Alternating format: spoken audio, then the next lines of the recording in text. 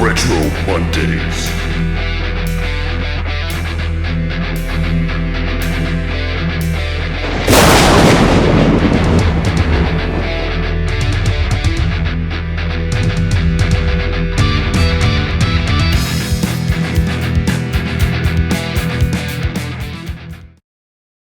Hey, what's happening, gamers? It's time to turn your Monday into a fun day. Oh, wait a second, it's Tuesday, isn't it? Well, it still applies. Why? Well, most of all my post-production episodes got erased, and yes, Earthbound is among the casualties, for this year at least. But enough of my belly-aching and depressing tales. Today we're taking a look at the NES port of City Ransom that released in 1989. The game is also known as, in Japan, as, yeah, like I was really gonna attempt saying that. Fooled you! Anyway, Downtown Hot-Blooded Story is about a gang of different high school delinquents, which is still, believe it or not, a popular concept in most animes even to this day. Though as you can tell, the US game got a monster facelift from the Famicom game, and that's not really a good thing. For starters, the hero looks like that guy with the weird hair from Yu Yu Hakusho, and everyone else looks like rejects from a bad production of West Side Story. Sorry, I'm having way too much fun with this. So how the story works for this port is the same as Downtown. Your girlfriend has been kidnapped by your school's rival, and it's up to Alex to go and rescue her. Pretty standard rescue the damsel in distress princess type thing. Now, City Ransom is a side-scrolling beat-em-up with some RPG elements, such as visiting shops to equip new items and leveling up your stats, which, by the way, doing both are necessary to master this game. For the most part, River City is connected and allows freedom to explore the different parts of the city, except when the game doesn't let you leave Thor's territory, which can be a major pain. The gameplay is pretty basic beat-em-up 101 and can be played solo or with a friend.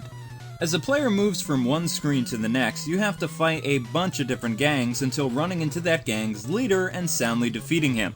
Alex, the main hero of the game, can punch, kick, throw, and jump on people, though that power needs to be bought later on. Pretty much all your basic attacks can be upgraded for a cost. If you're wondering how you can earn money, you beat the crap out of anyone who gets in your way, except in the shopping district. Currency has a big role to play in this game, and you will need a lot of it in order to actually buy anything and have hopes for surviving this game. Which actually brings me to one of my key complaints. I know this is a bit early, but I'm on the money today. Earning money in this game takes forever and gets very tiresome after a while. Not to mention you're literally going to spend hours grinding in order to earn enough money. This is such a pain for 3 reasons. Number 1, if the blasted prices weren't so high to get what you needed. Number 2, that defeated enemies would drop more than a few cents. You heard right, a few cents. Occasionally you can find some enemies that will give you a little bit more money, but fighting them isn't worth it in the long run. Lastly, this complaint could have actually been avoided, and it just proves how twisted some of the developers can really be. Number 3, when you die, half your money is gone. Talk about kicking a gamer when they're down, which in turn makes all your grinding pretty much worthless. Even for a skilled player, this can lead to many fits of rage and broken television screens, at least for me. Alrighty, let's take a little breather and look at some of my minor nitpicking now. Jumping for this game is so awkward and lame. How one jumps is actually by pressing the A and B buttons at the same time. What, are you kidding me? The sad thing is this doesn't always end up working the best and feels a bit clumsy. Also, I wasn't a huge fan of the game's unbalanced difficulty either. One can easily get very good at beating stage bosses by either sucker punching them or spamming the crap out of them. Yet for the game's main enemies, it's reversed. You see, the gang members can easily surround you and kill you before you have time to blink. Not to mention, if you get in between them, you're toast. I always hated that about this game, and that part of it has not aged well at all. I mean, how does that make sense? But I digress. With my complaints out of the way, it's time to move on to the good aspect. While I'm not a fan of the American recoloring of the entire game, I'm very happy that the character expressions remain intact. Let me tell you, the character expressions is really what made this game stand out to me when I was a little kid. That and when you defeat punks, they say barf. Nice. Anyway, you just gotta love the different emotions all the sprites showcase in this game. It was so cool. Unfortunately, for the most part, the graphics never really changed, nor do the backgrounds. Though in the music department, at least the tunes in 8-bit sounded really awesome. I really liked how the game uses different musical stylings too. Plus, it doesn't hurt that the famous Double Dragon song makes an appearance in this game either. Then again, it was published by the same company, so I guess that's a no-brainer. Aside from the near-fantastic gameplay and fun factor, I love the choices that this game allows you. From picking up weapons and other objects to beat the tar out of the different punks, throwing them around like ragdolls across the stage, or just jumping on the top of fences and avoiding a fight altogether. Still, the shops is what really made this game stand out for its day, and for good reason. Not only could players find a way to restore your health from these little shops, but upon doing so would also increase your stats. Different drinks and foods will also make you stronger. This was the opposite of most RPGs and beat-em-ups back in the day. But I thought it was really clever that fighting isn't what made you stronger. It was eating and taking baths, kind of like in real life. Using the different inventory made this game pretty unique as well. After buying an item in the shop, it went into your belongings tab. When you wanted to activate a new power, like say the Dragon Feet, all you do is read the book and the power is yours.